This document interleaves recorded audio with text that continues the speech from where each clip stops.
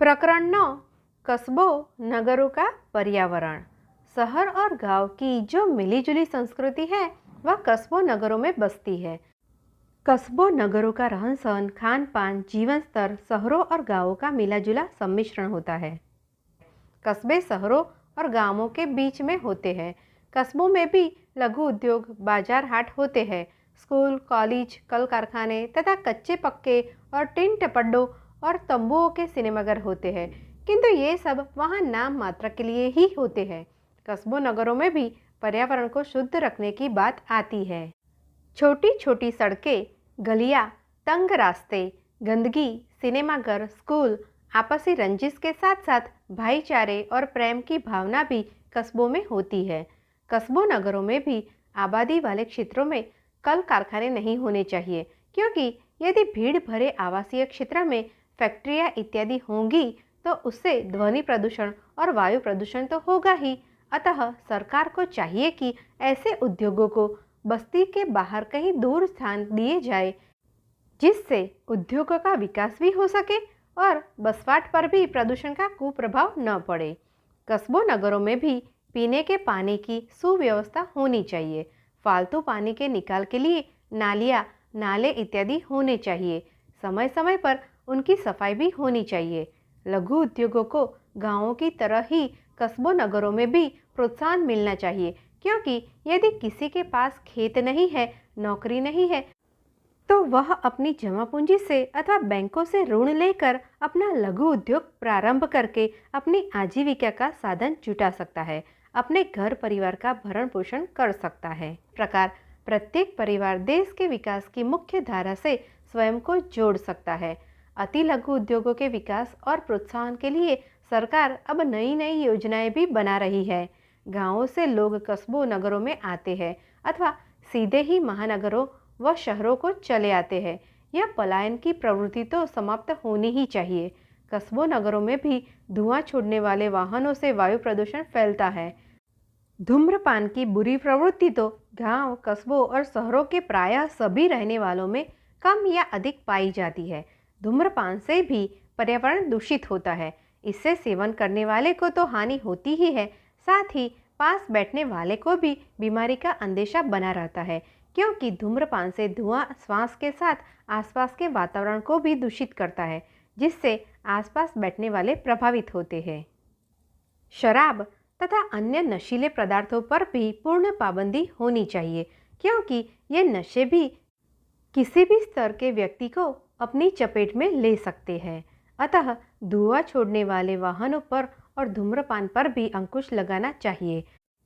इस प्रकार हम कस्बों के पर्यावरण में फैले प्रदूषण से वहां के रहने वालों को मुक्त रख सकते हैं। धुआं छोड़ने वाले कल कारखानों के ऊपरी हिस्से में ऊंची ऊंची चिमनियों का प्रयोग भी किया जा सकता है, जिससे रहने वालों के स्वास्थ्य पर कुप्रभाव न पड़े। गांवों की तरह ही शिक्षा, प्रौढ़ शिक्षा, नैतिक शिक्षा तथा सफाई अभियान आदि चलाकर कस्बों नगरों के पर्यावरण को शुद्ध स्वच्छ रखा जा सकता है। प्रकरण 10। शहरों का पर्यावरण। शहरों के पर्यावरण पर यदि हम विचार करें तो हम देखते हैं कि शहरों का पूरा जीवन चकाचौंध और बनावट से परिपूर्ण है। यहाँ सभी चीज़ों पर एक चमक की पालिश है। यहाँ तक कि आदमी के आचार विचार और व्यवहार में भी पालिश का अनुभव होता है।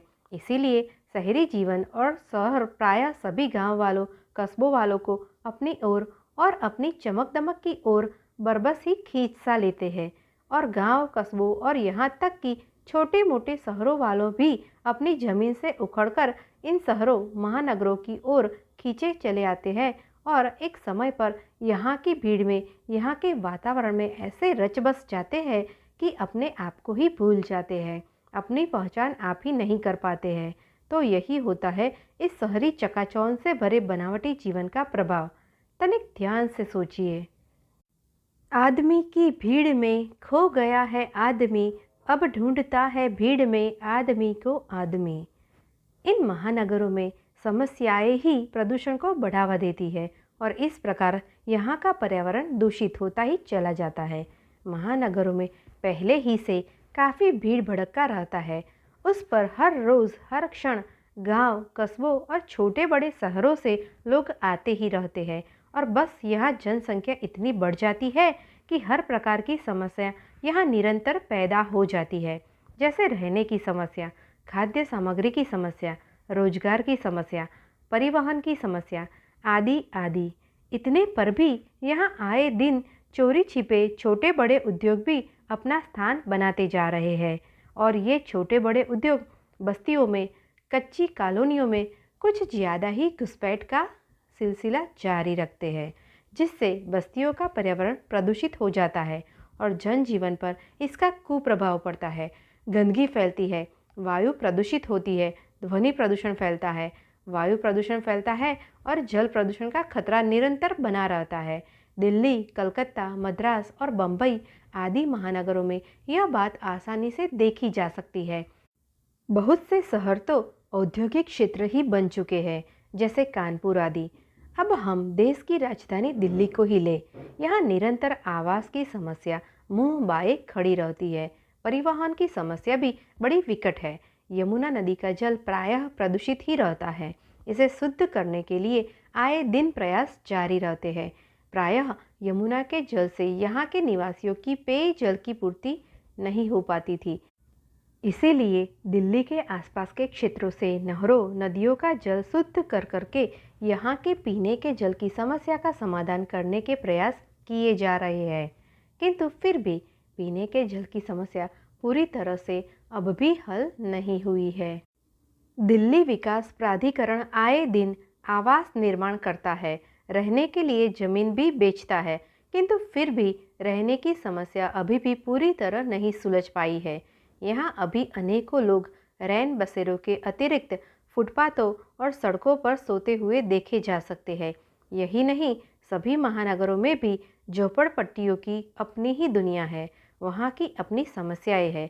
सरकार झुग्गी झोपड़ियों से लोगों को निकालकर अच्छे आवास में बसाती है और इनमें से बहुत से लोग कुछ मुनाफे से उन साफ सुथरे हवादार आवासों को बेचकर फिर कहीं खाली जगह पर झुग्गी झोपड़ियों की एक नई दुनिया आबाद कर लेते हैं।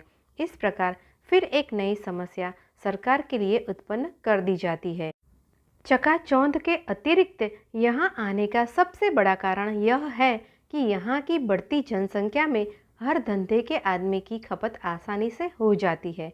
यहाँ तक कि रिक्शा चलाने वाला, मजदूर, मैकेनिक, मकान बनाने वाला, लकड़ी का काम करने वाला, जूते का काम जानने वाला और किसी भी प्रकार का व्यवसाय जानने वाला आदमी यहाँ अपनी रोजी रोटी का जुगाड़ आसानी से थोड़ी मेहनत करके कर ही लेता है। इन महानगरों में तो असामाजिक तत्व भी आसानी से अपनी जगह बना लेते हैं। इसी से यहाँ बुरे से बुरा और अच्छे से अच्छा काम धंधा खूब पनपता है और इसी प्रकार यहाँ हर आदमी भी खूब फलता फूलता है, जबकि गांव, कस्बों और छोटे शहरों में इतना काम धंधा नहीं होता और यदि यदा कदा होता भी है तो आदमी को उसका इतना मुनाफा या मजदूरी नहीं मिल पाती जितनी कि शहरों में आसानी से मिल जाती है। यह बात दिल्ली तथा अन्य महानगरों में अनेकों रिक्शा चालकों तथा मजदूरों से बात करने पर ज्ञात हुई। इसके साथ ही इन मेहनतकश लोगों ने यह भी बतलाया कि अपने इलाके और अपने लोगों के बीच पुरखों की इज्जत का भी प्रश्न उठता है। इसीलिए अच्छा काम न मिलने की स्थिति में छोटा मोटा हल्का काम नहीं कर सकते, जबकि अनजान जगहों पर अनजान लोगों के बीच कैसा भी काम कर लो, कैसे भी रह लो, खा पी लो, कौन देखता है। हाँ, पैसा अच्छा बन जाता है, इसीलिए शहरों की ओर आते हैं। शहरों में निरंतर बढ़ती जनसंख्या की आवासीय समस्या से निपटने के लिए शहर गांव की ओर बढ़ते हैं। वहाँ आवास निर्माण होते रहते हैं, जिससे हरी भरी जमीन नष्ट हो जाती है, पेड़ पौधे नष्ट कर दिए जाते हैं। इन सब का प्रभाव यहाँ की जलवायु और तापमान पर पड़ता है, यहाँ के जनजीवन के स्वास्थ्य पर पड़ता है। इसी बात को ध्यान में रखते हुए शहरों में पुनः वृक्षारोपण के कार्यक्रम प्रारंभ किए जा रहे हैं, जिससे यहाँ के लोगों को शुद्ध वायु और शुद्ध वातावरण मिल सके और उनका स्वास्थ्य ठीक रह सके। इसी को दृष्टि में रखते हुए सरकारी आवासों के बीच पार्कों और खुली जगह को विशेष महत्व दिया जाता है। दिल्ली में भी अन्य महानगरों की तरह कल कारखाने और फैक्ट्रियाँ धड़ल्ले से और चोरी छिपे तुम्हारी भी जय हमारी भी जय वाले सिद्धांत के आधार पर बस्तियों और रिहायशी कॉलोनियों में चलाए जा रहे हैं। ऐसे स्थानों पर व्यापारी लोग यहाँ कुछ अधिक दाम देकर खाली प्लॉट या मकान खरीद लेते हैं और फिर प्लाटों में या मकान तोड़कर छोटी मोटी या भारी भरकम फैक्ट्री लगा लेते हैं। चोरी छिपे मिलीभगत से पावर आदि भी मिल जाती है। इस प्रकार ले देकर ये फैक्ट्रियाँ चलती है, लेकिन इनके चलने से पूरी की पूरी बस्ती का पर्यावरण प्रदूषित हो जाता है। लोग संबंधित विभागों की शिकायत करते भी हैं तो संबंधित विभागों के मुंह आंख कान पहले ही से बंद होने के कारण कोई प्रभावी कार्यवाही नहीं हो पाती है। उधर फैक्ट्री और कल कारखानों के मालिकों की धमकियां मिलनी शुरू हो जाती है। ऐसा होने पर लोग आपस में एक दूसरे का साथ सहयोग देना भी छोड़ देते हैं और बस फिर आदमी अकेला रह जाता है और अपने बच्चों का भविष्य दृष्टि में रखते हुए वह भी चुप हो जाता है। इसी प्रकार ये उद्योग पनपते रहते हैं, पर्यावरण को दूषित करते रहते हैं। शहर महानगर इन उद्योगों की चपेट में आते रहते हैं और एक दिन ऐसा आता है कि पूरा शहर ही औद्योगिक शहर के नाम से पुकारा जाने लगता है। निदान के तौर पर यदि सरकार चाहे तो इन उद्योगों को बस्ती और रिहायशी क्षेत्रों से दूर किसी समुचित स्थान पर स्थापित करा सकती है। इससे सरकार को उत्पादित वस्तुओं से उत्पादन कर भी आसानी से वसूल हो सकता है। जनजीवन व जान माल की रक्षा भी हो सकती है। उद्योग भी अपनी उन्नति और विकास आसानी से कर सकते हैं और सबसे बड़ी बात, शहर का पर्यावरण भी शुद्ध, स्वच्छ और स्वस्थ रह सकता है। यही एक सृजनात्मक रास्ता है। हमारी भी जय और तुम्हारी भी जय का निसंदेह यह रास्ता विध्वंसात्मक लेश मात्र भी नहीं है। इस प्रकार यदि हमारे गांवों, कस्बों, छोटे बड़े शहरों और महानगरों का पर्यावरण दूषित नहीं होगा तो देश का पर्यावरण भी दूषित नहीं होगा। यदि एक एक करके सभी विकासशील देशों का पर्यावरण जब शुद्ध हो जाएगा तो वह दिन दूर नहीं जब पूरे विश्व का पर्यावरण प्रदूषण मुक्त हो जाएगा और फिर पूरी धरती, पूरा संसार ही वसुधैव कुटुंबकम की परिभाषा में बंध कर एक सूत्र में रहकर सुखमय और मंगलमय हो जाएगा।